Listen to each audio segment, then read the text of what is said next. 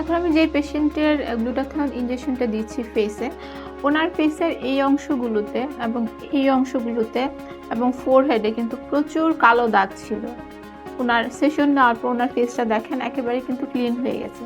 তো আপনার ফেসে যদি এই ধরনের কালো দাগ থাকে, আপনি নির্দ্বিধায় এই ট্রিটমেন্টটি নিতে পারেন। অ্যান্টিঅক্সিডেন্ট গ্লুটাথিয়ন, আপনারা সবাই জানেন যে গ্লুটাথিয়ন স্যালাইনের মাধ্যমে দেওয়া যায়, কিন্তু গ্লুটাথিয়ন কিন্তু ফেসে সাবকিউটেনিয়াসলিও দেওয়া যায়। আপনার ফেস যদি ব্রাইটেনিংয়ের প্রয়োজন হয় বা ফেসে যদি কোনো হাইপার পিগমেন্টেশন বা আনইভেন স্কিন টোন বা মেলাজমা থাকে, সেক্ষেত্রে আপনি এই গ্লুটাথিয়ন ইনজেকশনটি নিতে পারেন।